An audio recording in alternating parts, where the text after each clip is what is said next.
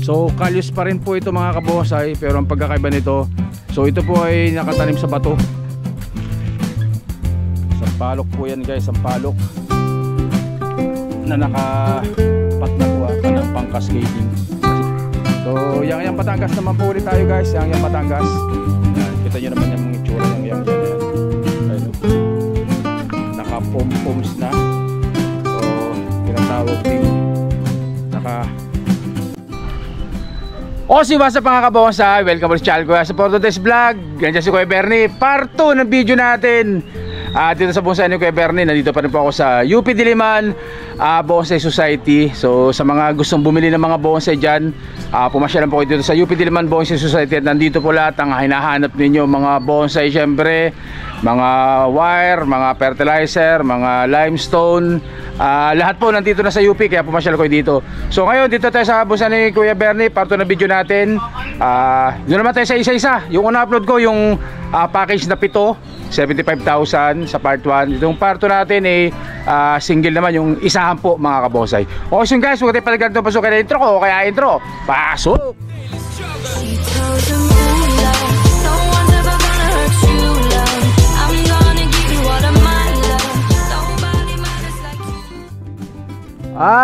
Tayo na nga guys. Yan. So isa-isa tayo, isa-isa. Yan. Pisahan natin dito sa, uy, ito maganda tong kalyos. Oh, kalyos bugo. Yeah. Yung ganyan na malalaki, yung mga trunk na ganyang kalalaki. Ano? Ganun na rin, oh, layer-layer na rin. Ang ganda, oh, di ba? So kalyos po yan mga kabonsai, pero talagang pag naayos ng pagkagawa, kita nyo naman ang itsura niyan. So magkano kayo Bernie to? 8,000. 8,000 po mga kabonsai, para po dito sa kalyos na to. So ganyan kalaki yung trunk nya. Ayan, ilalim, silip natin, ilalim, silip. So yan pong ilalim nya mga kabonsai. Siyempre yung ibabaw papakirete natin sa inyo guys. Yan. So ito ay halos buo na. Halos buo na rin po ito. Kaya pala palagyan natin sa patong. Patong mo dyan para mapaikot natin. Yan. Paikutin natin para mas makita ninyo kung anong itsura nya pag nakapatong dyan sa ikutan.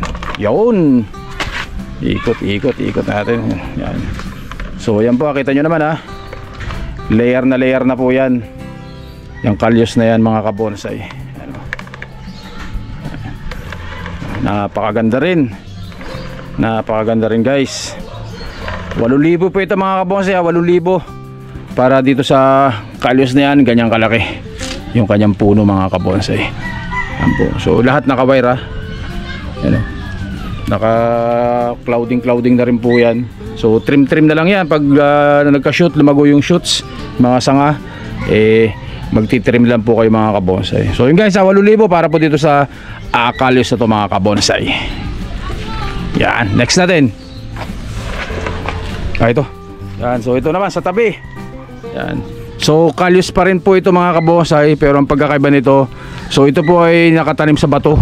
Yan. O pwede ring mangyaring rock clasping dito sa limestone mga kabonsai. So ganyan kalaki yung bato nyo. Malaki. Kita nyo naman, nakaka-cascading yan. Ang ganda ng bula-bulat yung yung pinakampuno nya. Tapos may pa-cascading pa rin mga kabonsai. Magkano to kaya Bernie? 17K. 17. Oh, so 17 po para dito, 17,000 dito sa umiikot din pala, umiikot. Ikot ba 'to? Hindi ba malalaglag? Ikutin natin para makita nyo yung kabila, likod. Importante rin makita yung likod niyan mga kabonsai. Yan. So kita nyo naman So yan po trunk nya, pinakampuno nya Yan, napakaganda rin po mga kabonsai. 17,000 para po dito sa bonsai na to. Kalyos na nakatanim sa bato, nakatanim sa limestone mga kabonsai. 17,000 po ang itsura nyo. So na ganoon na rin, naka clouding na rin po yan mga kabonsai. Yan, 17,000 po mga kabonsai 17,000 para dito sa kalyos na to mga kabonsai. Yan, next natin, next sampalok. Lagyan natin to kay Bernie. Mas maganda doon na kita doon na medyo umiikot-ikot siya Yan. So lipat natin guys. Yan. Lipat natin. Yan Sampalok po yan guys, sampalok. na nakapat na po panang pang cascading kasi pa-cascade po yan mga kabonsay. So ikutin natin dito sa kabila. Tatama ba? Tatama. Oy, hindi. Sakto. So ayan po mga kabonsay. Ayan. Ibabaw niya. Magkano to kay Bernie? Magkano to? 5,000. So 5,000 po guys para dito sa sampalok na to. Ano na po ito? Talagang nakaprogram na. So trim na rin po yan ano. Okay ba na? Titriman na lang oh. Trim na rin po yan mga kabonsay. So ayan po yung pagka cascade nya oh. 5,000 po, 5,000 guys, 5,000 para dito sa sampalok na to. Naka-concrete pat na po yan, naka-concrete pat na. Yung pat na ginamit yan, yung talagang pang cascade na bonsai pat guys. So ayan po. Ayan o. Ganda rin ang pagkagawa dito. Talagang quality. Ayan. Yun. So 5,000 po mga kabonsai para po dito sa sampalok na to. Yan. Next. Sunod natin, sunod. Yang ito. So yang Batangas naman po ulit tayo guys. Yang Batangas. Yan, kita nyo naman yung itsura yang yan na yan. Ayun o. Naka pom-poms na. O tinatawag ding naka clouding na po yan mga kabonsay. Yan o. Naka clouding na rin po. Yan o. Halos buo na po ito guys, halos buo na itong yang Batangas na to. O, pakita natin yung harap. Itong harapan niya halos buo na po yung yang Batangas na yan. So ang ganda ng pao, ganda ng base. Yan. So ganyan kalaki yung trunk niya, yung tronco niya mga kabonsay. So kay Bernie magkano to? 22. O sa mga kabonsay 22,000 para po dito sa yang Batangas na to. Halos buo na.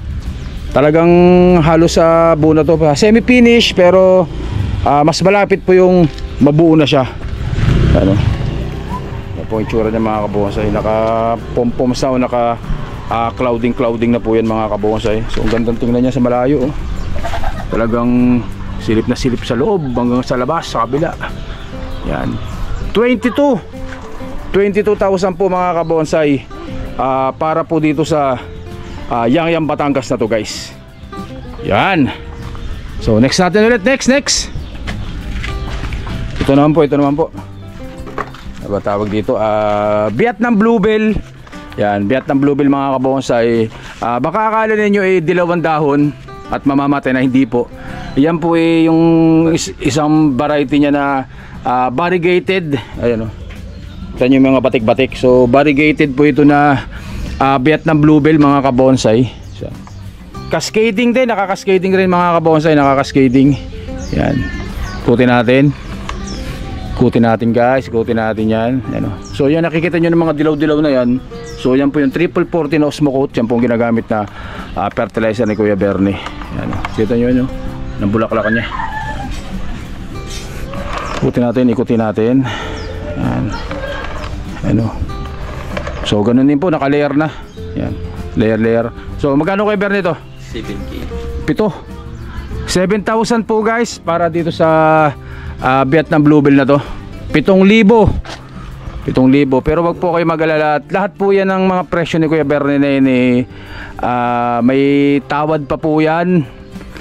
Basta sure buyer po, pasyalan nyo po dito sa bonsai niya sa UP Diliman Bonsai Society. Yan, pagpasok niya ng UP, bandang dulo mga kabonsay. So 7,000 po para po dito sa Vietnam Bluebell na variegated na to mga kabonsay. So iba po ito hindi po yan naninilaw ang dahon. So ganyan po talaga yan siya.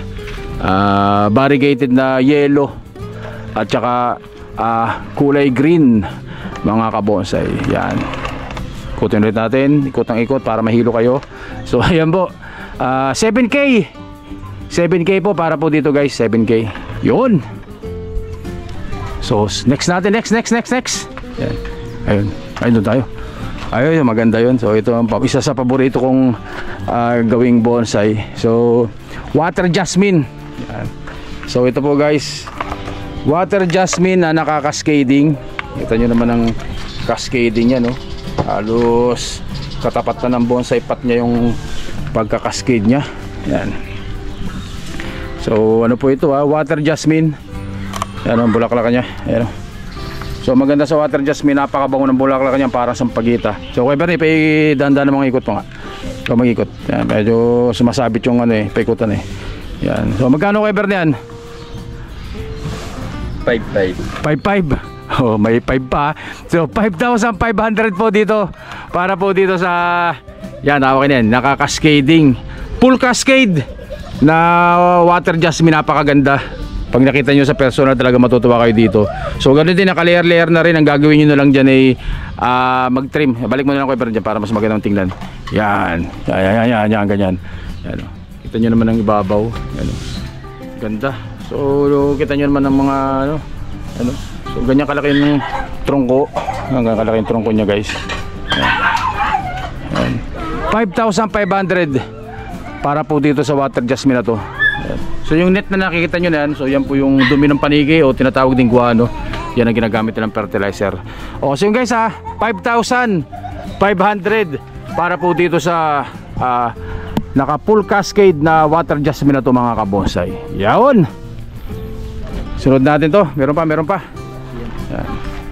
To. So dito naman guys, yan. Ikutan din. Dito naman po ay kulasi.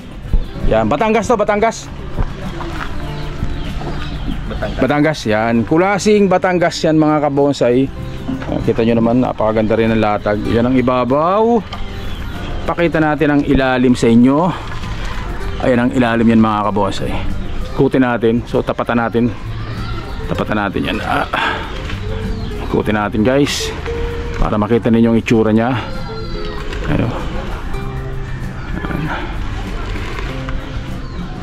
Yan, ikot pa.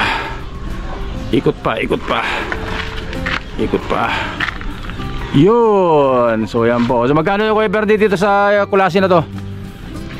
12. So 12,000 po mga kabonsai. So ganyang kalaki yan. So malaki rin po ito, malaki din.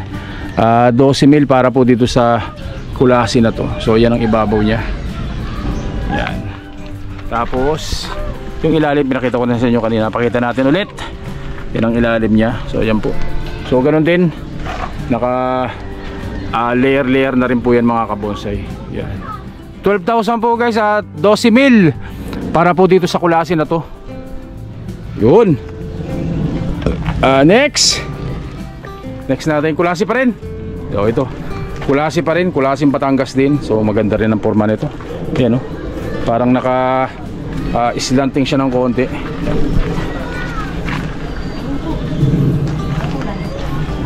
Ayan ganda rin ang pagkagawa, ganda rin ang pagkalatag. So, meron din tayong kulasi dun sa bonsai natin. Paayos natin kay Kuya Bernie. Magkano yung Kuya Bernie? 8. So 8,000 po para po dito sa kulasi na yan. So iniikot ni Kuya Bernie para mas makita ninyo. Ayan. Yan. Pag kumapal yan, mas maganda. Pag kumapal yung mga dahon yan, pag nag-shoot sa ng marami yan, mas magiging puno. Mapupuno ng sanga, mapupuno ng dahon yung mga kabonsai. 8,000 po, 8,000 guys 8,000 po para po dito sa kulasi na yan mga kabonsai. Yan, 8,000. So ganyan kalaki po yung trunk nya. Kulasing Batangas guys, kulasing Batangas. Yan. So sunod natin Kuya Bernie. Ano sunod yan? So yan po ulitin ko ano po yan, dito lang po yan sa bonsai ni Kuya Bernie, Bernie's Bonsai Garden. Dito po yan sa UP Diliman Bonsai Society mga kabonsai. Yan. So next natin tong ito yung dala-dala ni Kuya Bernie na to. Ano yan? Tugas. Kunin natin tong patungan para maipatong. Yan. So ganun din po, naka full cascade na tugas din mga kabonsai. Tugas naman to, tugas. Yan itsura nyo. Yan. Magkano kay Bernie dito? 4. So 4,000 po para po dito sa tugas na to. Naka full cascade po yan mga kabonsai na tugas. Yan. Yan mo ang itsura nya. Ganun din.